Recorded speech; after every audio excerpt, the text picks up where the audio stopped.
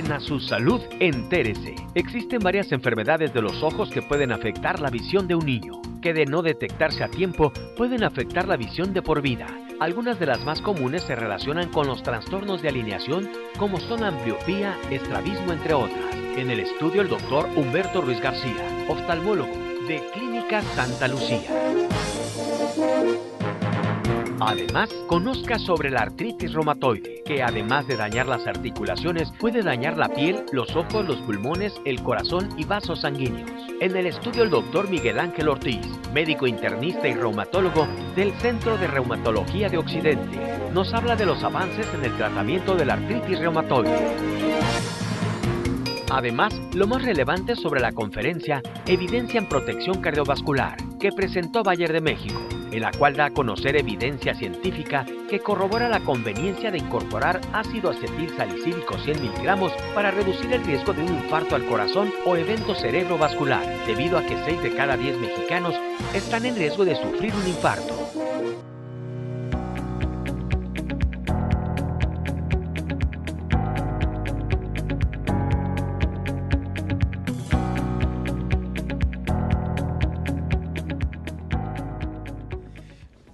Muy bien, bueno, ya estamos en A Su Salud. Muchísimas gracias por acompañarnos en vivo desde la ciudad de Guadalajara, Jalisco. Les saluda Joel Flores y le invito, como todos los martes, pues a participar, a enriquecer este espacio médico, pues con sus preguntas, comentarios, etcétera, a través de nuestros links, que aquí vemos este WhatsApp para que usted interactúe con nuestros invitados, 333-662-2229, y de esta manera, pues, pueda usted participar. Vamos a iniciar. Primer tema, vamos a hablar de algunos padecimientos, enfermedades que pues son muy importantes detectarlas a tiempo, porque si no puede caer una afección muy importante en la vista de los infantes. Así es que algunos padecimientos. Vamos a iniciar con este primer tema. Bienvenidos pues a Su Salud, el programa de los especialistas. Clínica Santa Lucía, 27 años de seguir innovando, tanto en la parte diagnóstica como quirúrgica. Especialistas en problemas de los ojos y la visión. Clínica Santa Lucía, la primera del occidente del país, otorgando atención integral a los problemas de la visión. Muy bien, bueno, vamos a iniciar entonces con nuestro primer invitado, el doctor Humberto Ruiz García. Él es cirujano oftalmólogo con la subespecialidad en retina, retinólogo de Clínica Santa Lucía, que ya son 29 años, doctor, 29 años de estar en la preferencia de la población del occidente. Exactamente, justamente este mes de junio festejamos 29 años de poder servir al occidente del país con lo mejor en cuestión de atención oftalmológica. Aquí estamos muy contentos pues para platicar sobre el tema de prevención en cuestión de enfermedades de los ojos en los niños, ¿no? Un tema sumamente importante ahorita que son vacaciones, los consultorios se llenan de niños y eso es bueno porque bueno, ya lo hablábamos en el avance sobre la importancia de todos los niños que tengan estrabismo, o sea, los ojos desviados, se tienen que revisar por un oftalmólogo, más allá de que desafortunadamente existía una mala impresión o mala información entre los pediatras y algunos médicos que consideraban que el estrabismo tenía que madurar y eso es totalmente falso. Todo niño con ojos desviados tiene que ir a ver a un oftalmólogo oportunamente porque hoy en día los especialistas en estrabismo y oftalmopediatras valoran a los niños desde recién nacidos y muchos se pueden operar oportunamente y prevenir, pues no, eso es lo que más queremos hacer en los niños y quienes se dedican a la pediatría lo saben muy bien, a veces es difícil que se haga un diagnóstico porque los niños que no hablan todavía no se pueden quejar de no ver, ¿no? Y los padres y los médicos tenemos que estar muy pendientes de que los niños pues tengan un buen desarrollo, de tal manera que todos aquellos niños que veamos que no tengan un buen desarrollo en la escuela, que desvían los ojos como los niños que vemos ahí en pantalla, tienen que ir inmediatamente a un oftalmólogo. Ya existe una buena información a nivel de la educación pública y en la educación privada de que los niños tienen que ser valorados para ver si necesitan lentes y ya nos refieren a muchos niños que tienen mal rendimiento y que pues no ven bien. Entonces, este tema es sumamente importante y por lo mismo pues estamos el día de hoy tratando de llevar ese mensaje a la población. ¿Cómo no, doctor? Entonces, ambliopía o estrabismo, digo, sí, son las enfermedades más frecuentes, ¿no? ¿Es lo mismo o son enfermedades diferentes? No, son enfermedades diferentes. La ambliopía se le conoce como ojo flojo. Ojo flojo o es ojo perezoso. Ojo ¿no? perezoso, ojo flojo el ojo de un niño que no se le corrigió el problema que no le permitía ver bien. Esto estamos hablando de anteojos, una cirugía oportuna de estrabismo y desafortunadamente en algunos casos pueden ser inclusive tumores de los ojos y o la presencia de alguna alteración como cataratas congénitas que se pueden presentar a los niños, pero lo más común obviamente son los anteojos y el estrabismo. De tal manera que si a un niño antes de los 9 años no se le corrige el problema, a nivel de su cerebro, de su sistema nervioso central, ese ojo no va a madurar. Si a los 13 años le ponemos los lentes que necesita, ese ojo ya no va a alcanzar la visión y por eso se le dice ojo flojo. Y es desafortunadamente más común de lo que pensamos. Y si estos niños fueran detectados oportunamente, les evitaríamos, bueno, la posibilidad de tener una mejoría en la visual. Correcto, entonces, estos padecimientos o estas enfermedades son tratables, se corrigen. Totalmente tratables cuando se detectan oportunamente. Detectarlas oportunamente. Esto significa, doctor, que uno debe estar atento a la mirada de los infantes, ver si tienen los ojos desviados. Ajá. O hay estudios que nos puedan, se puedan anticipar. Entonces, sí hay estudios que nos permiten anticipar. De antemano, lo primero que hacemos como oftalmólogos es, hay maneras de revisar la visión en un niño que todavía no habla. Hay instrumentos que sirven para evaluar si el niño puede fijar la mirada. Esa es la primera medida. O sea, si un niño no atiende a la mirada de los padres y los papás les preocupa pues que el niño no fija la mirada, o en la televisión a veces nos dicen es que los otros niños sí podían fijar la mirada en la pantalla y este niño no, hay que verlo. Y bueno, al hacer el examen oftalmológico, primero vemos que su ojito de ese paciente esté íntegro, o sea, que no tenga cataratas, que no tenga desprendimiento de retina. Y obviamente hacemos una evaluación de los movimientos de los ojos, hablando específicamente del estrabismo, la graduación que se puede ver antes de que los niños hablen, y de ahí ya parte todo el tratamiento, ¿no? O sea, a veces puede ser complejo, pero lo más sencillo es buscar la atención. Señores, entonces, ¿estos padecimientos son corregibles? Es dar atención a nuestros hijos y llevarlos pues a estudios específicos para poder encontrar el tratamiento adecuado. Vamos a invitarles para que hagan salud preventiva. Doctor, entonces, catarata en infantes, ¿sí es común? Sí, es común, es más común de lo que pensamos y muchas veces, hoy en día, es por ponerles un ejemplo, se puede detectar con un teléfono, nos tomamos una foto a oscuras y se nos ven los ojos rojos. Esto es porque la pupila está abierta. Probablemente a algunos niños se les podía tomar una foto y no tener ese reflejo rojo del ojo, que es bien común en ese tipo de fotos. Y si el papá no le vio algo, le ve que no fija bien, ya eso es motivo suficiente para ir a una consulta oftalmológica. Sospecha de acudir a revisión. Así es. Normalmente preferimos que vayan al oftalmólogo y decirle, no, su hijo está bien, no se preocupe, ve bien, su ojo está íntegro, a la posibilidad de que un papá considere que es normal y que después nos lleven a los niños ya con más dificultad en el manejo, ¿no? Sí, porque después de un tiempo ya no es corregible, entonces, sí, si llega tardíamente, o sea, ya no es corregible. Si llega tardíamente y el estrabismo, los lentes, la catarata, etcétera, no se corrigieron, después de los 10, 11 años, ya nos cuesta mucho más trabajo ofrecerle a ese paciente que recupera una visión de 20/20 o normal, pues, que es lo que aspiramos a la mayoría de los pacientes. Claro. Oye, doctor, y en caso de que sea catarata, ¿el procedimiento es igual, facoemulsificación y el implante intraocular también? Sí, obviamente, pues son cirugías que tienen sus similitudes con lo que hacemos en los viejos, pero tienen sus diferencias técnicas. O sea, un ojo de un niño tiene una catarata de consistencia diferente que la de un adulto, los cálculos de los lentes intraoculares, que eso alguna vez lo hemos platicado, es muy importante que la medida del lente que se ponga en los niños sea bien hecha, y tenemos que tomar en cuenta que estas personas están en desarrollo, son niños que van a crecer y hay que tener mucho en cuenta. Por lo tanto, ¿no son permanentes estos lentes? Sí, los lentes son permanentes. Lo que es dinámico es la rehabilitación, que la mayoría de los niños necesitan anteojos. Y el punto que quería decirles es, no cualquier oftalmólogo puede hacer esto. Sí, a pesar de que la cirugía parecería que es lo habitual en otras personas, para la rehabilitación se necesita un oftalmopediatra. Hay oftalmopediatras, son oftalmólogos que hicieron su especialidad y que después hicieron aún más entrenamiento, más especialidad en el área específica de los niños, y eso es de vital importancia a la hora de la rehabilitación. Nosotros en la clínica obviamente tenemos oftalmopediatras que tienen mucha experiencia tanto en la parte quirúrgica para resolver el problema en el caso de catarata congénita, y también en la rehabilitación de esos niños, que es tan importante como la cirugía. Correcto, doctor.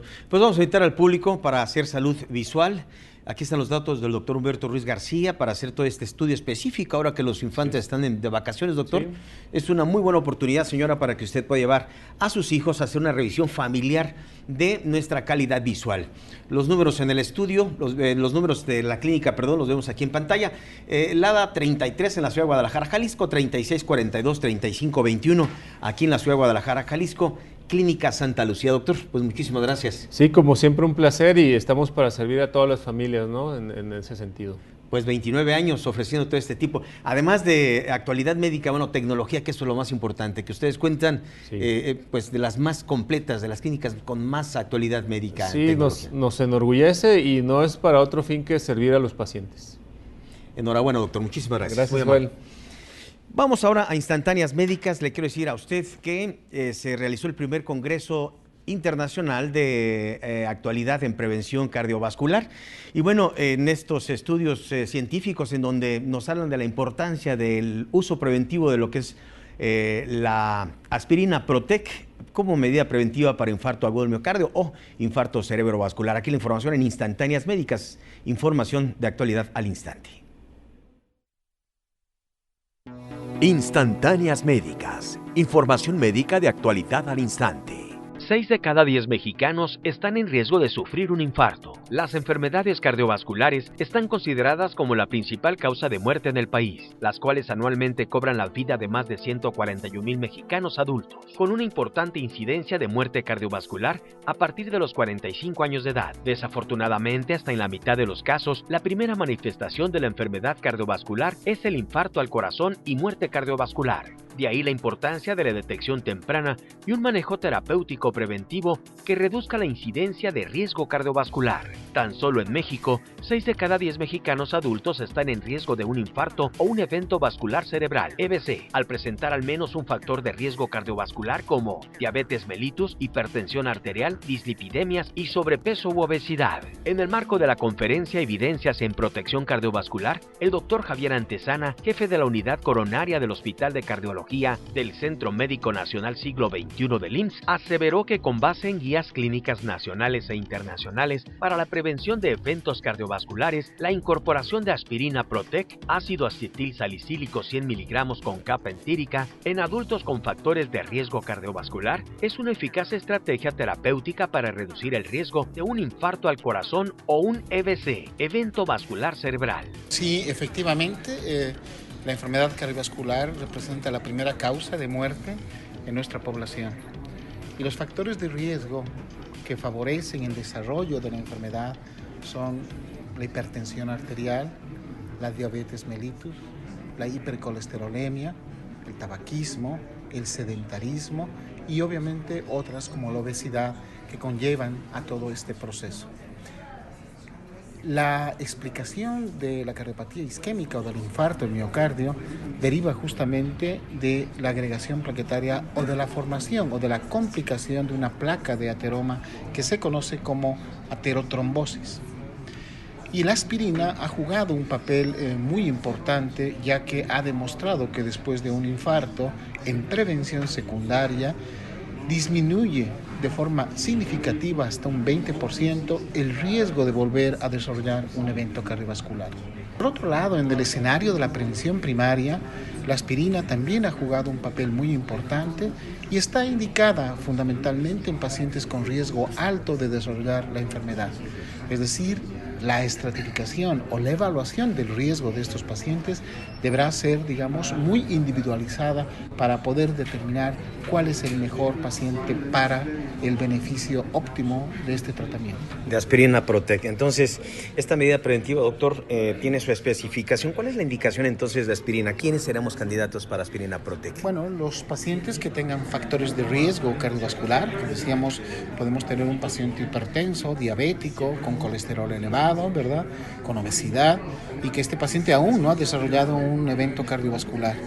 Si este paciente tiene bajo riesgo de hemorragia, ¿no?, es decir, no es más de 70 años de edad, no tiene historia de hemorragia de tubo digestivo, no tiene una enfermedad que haga que el paciente tome otro tipo de medicamentos que pueden favorecer la hemorragia, este es el candidato ideal. La evidencia médica científica ratifica y corrobora los beneficios que Aspirina Protect tiene en la protección cardiovascular. No obstante, son los profesionales médicos quienes, a partir del historial clínico y la evaluación de cada paciente, determinará el uso de ácido acetil salicílico en dosis bajas para sus pacientes. A su salud. El programa de los especialistas le mantiene actualizado para que usted esté bien informado.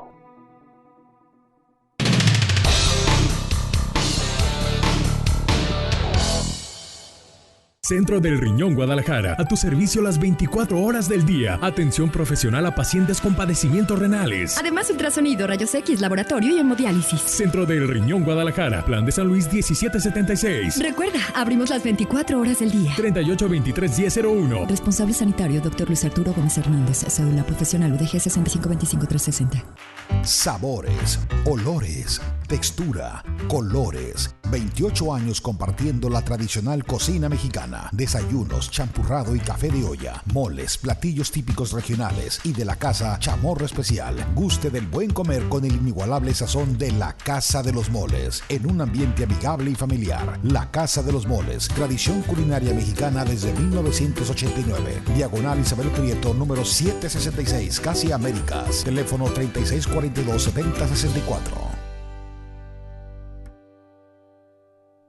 Soy Dr. Cari en mi consultorio en Spine Center Guadalajara.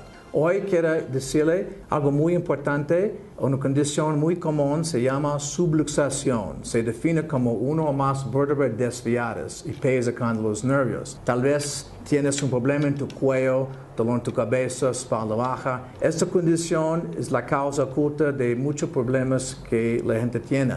Quiero ayudarle a sentirse mejor. No espera más. Llámame hoy. Células Madre Cytoclinic.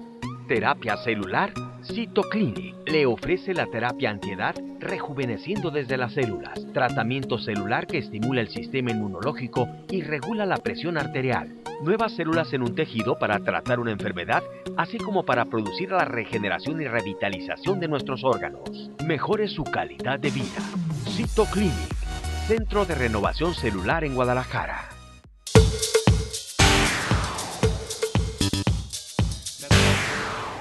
Muy bien, continuamos en A Su Salud. Muchísimas gracias por continuar, ya sea en esta transmisión simultánea por Face Live o bien por el 151 de Megacable.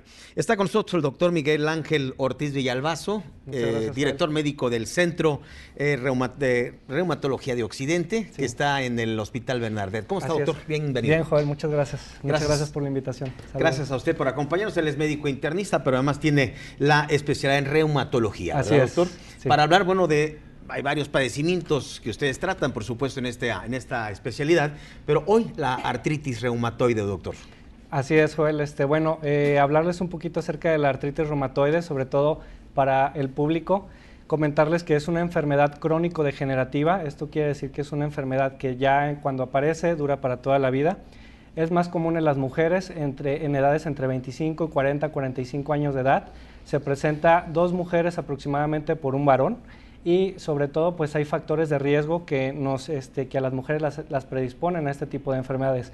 ¿Cuáles son esos factores de riesgo? Sobre todo el cigarro, el alcohol, los genes, también está implicado el medio ambiente, el sol, incluso puede ser un factor de riesgo, y también sabemos que en este caso hay identificados infecciones que predisponen a este tipo de enfermedad, sobre todo, por ejemplo, infecciones orales, como es un bicho que se llama Firfiromona gingivalis, que está bien identificado, y otros virus, como por ejemplo el virus de Epstein-Barr, parvovirus B19. Todo esto despierta nuestro sistema inmune, que significa que los soldados de nuestro cuerpo que están para protegernos, en lugar de protegernos, nos atacan a nosotros mismos. En este caso, atacan las articulaciones. O sea, nuestro mismo cuerpo nos ataca y se llama artritis reumatoide. ¿Cuántos tipos de artritis existen, doctor? ¿Y en qué edad se pudiera presentar esto? La realidad, Joel, es que hay más de 200 tipos de artritis. Muchas veces uno va con el médico y, bueno, tengo una articulación inflamada, a eso se le llama artritis. ¿De acuerdo? Pero siempre que vayan con un reumatólogo o con un médico especialista hay que poner el apellido de la artritis. Pongo un ejemplo, en este caso estamos hablando de artritis reumatoide, pero podemos hablar de artritis por gota, artritis por lupus, artritis por cristales, hay más de 200 tipos de artritis, Joel. ¿Y la artritis reumatoide es de las más severas, doctor? La artritis reumatoide es la más común. 1% de la población a nivel mundial la va a padecer. Eso quiere decir que de 120 millones de mexicanos probablemente la padezcan entre 1.5 y 2 millones de mexicanos sean los que padecen de artritis reumatoide. Y hay diferentes grados. Muchas veces a mí me gusta comentarles en las consultas que la artritis reumatoide puede ser chiquita, mediana, grandota y muy grandota. En términos médicos nosotros vamos a hablar de actividad leve, moderada o severa. Eso depende de cómo se presente la artritis. ¿Alguna edad en especial, doctor? Sobre todo mujeres jóvenes, entre los 25 y 45 años de edad, son las más propensas a presentar algún tipo de artritis reumatoide. Entonces, ¿tienen doble vulnerabilidad las mujeres, doctor? Sí. ¿Por la edad, por el género, perdón, y por género y por la por cuestión factor, genética? Sí, genética e incluso también puede ser el factor hormonal, tal cual. Así es. Bueno, pues entonces aquí debe tener la mujer pues mayor cuidado. ¿Cuáles son los síntomas del padecimiento? Sí, doctor? los síntomas principalmente son rigidez matutina, ejemplo, que la paciente se sienta muy cansada, muy fatigada, rigidez articular, que las articulaciones tal cual las manos las sientan pesadas, cansadas, inflamación articular siempre, la gran mayoría de veces siempre va acompañada de inflamación articular, sobre todo en los huesos pequeños de las manos, hombros, codos, rodillas y menos tobillos. ¿Qué se siente, doctor? ¿Hay dolor? ¿Hay dolor, hay entumecimiento, hay rigidez, hay dificultad para hacer las labores diarias del hogar a lo que el paciente se dedica? Eso es lo que más hay dolor. Básicamente un paciente con artritis reumatoide es importante decirles que se van a sentir muy cansados, puede haber fiebre, una fatiga muy importante. Son pacientes que muchas veces, Joel, nos llegan al consultorio y nos dicen, doctor, yo iba con diferentes médicos y me decían que no tenía nada, que era puro estrés, que mi esposo me decía que era puro cansancio. No, es gente que es muy difícil, a veces no les creen los síntomas. ¿Por qué? Porque los ven andando. Sin embargo, es gente que padece, sobre todo la característica es inflamación y dolor. Inflamación y dolor. ¿Cuál es el extremo del padecimiento de no tratarse, doctor? Muchas veces los pacientes pueden llegar a la rigidez total y a la destrucción articular, que es sobre todo a lo que los nuevos tratamientos están encaminados, a que no haya una destrucción articular como tal, que el paciente tenga una funcionalidad normal, que básicamente el paciente pueda hacer su vida como cualquier otro paciente. Sin embargo, sí es importante recalcar que estos pacientes padecen de muchísimo, muchísimo dolor. Entonces, esas articulaciones torcidas, doctor, que veíamos Así antes, es. pues eran descuidos, ¿no? Y que no había tratamientos. Hoy en día los... Sí, claro. Sí, desgraciadamente, pues antes no se tenía el alcance de los nuevos tratamientos que hoy tenemos y era muy difícil frenar estas enfermedades. Hoy actualmente podemos hablar de que podemos llegar a la remisión. ¿Qué quiere decir la remisión? A que el paciente básicamente elimina la enfermedad, la duerme. Sí es muy importante recalcar que la enfermedad no se cura.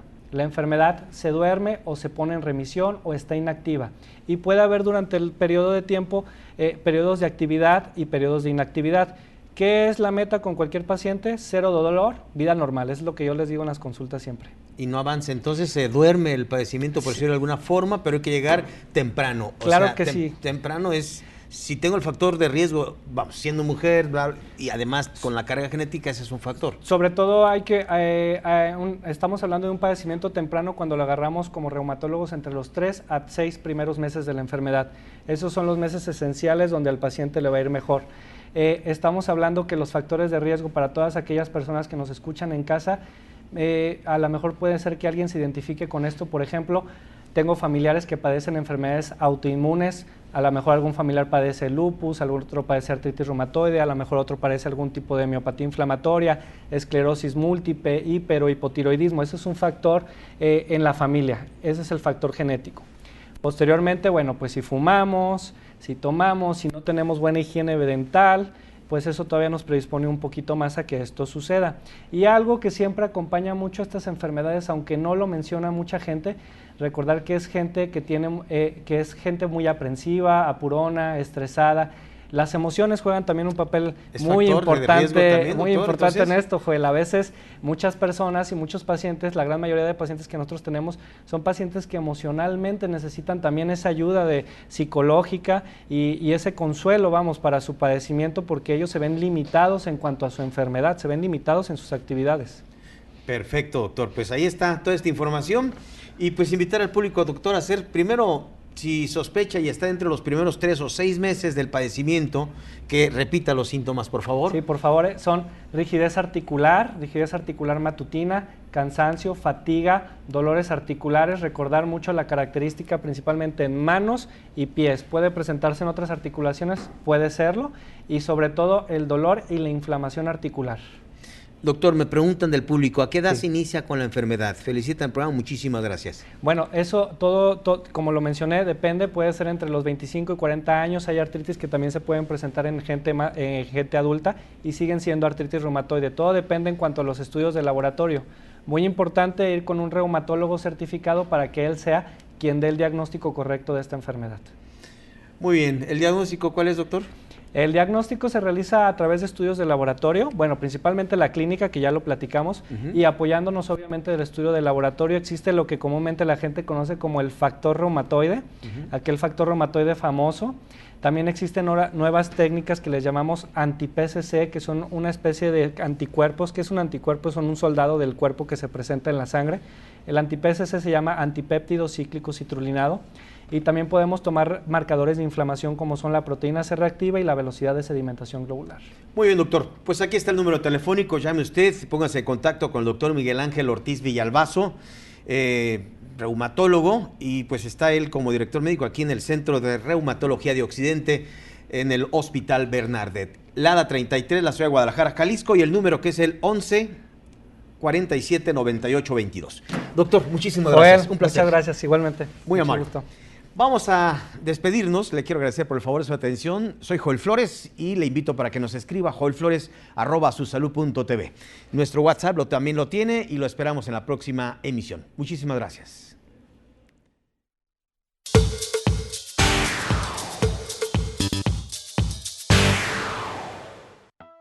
Femina Care, clínica especializada en padecimientos de la mujer, con lo más avanzado para el bienestar integral de la salud femenina. Los estudios fundamentales que toda mujer debe de realizarse es el Papa Nicolau.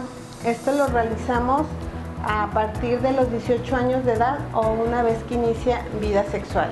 Y lo complementamos con la colposcopía para detectar si hay alguna lesión y realizar una biopsia dirigida para llegar a un diagnóstico oportuno y ofrecer un tratamiento.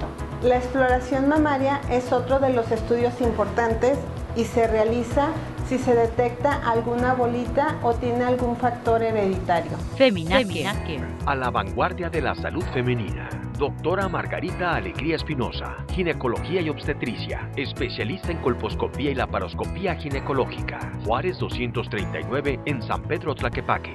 Citas 3657-0128. Urgencias 331-244-8842. Femina Care. Centro del Riñón Guadalajara, a tu servicio las 24 horas del día. Atención profesional a pacientes con padecimientos renales. Además, ultrasonido, rayos X, laboratorio y hemodiálisis. Centro del Riñón Guadalajara, Plan de San Luis 1776. Recuerda, abrimos las 24 horas del día. 3823-1001. Responsable sanitario, Dr. Luis Arturo Gómez Hernández. Cédula profesional UDG 6525360. José Peña, sastrería y camisería. Vistiendo con elegancia y distinción a las familias tapatías. Sastrería y camisería José Peña. Calidad de atención personalizada al servicio de nuestros clientes.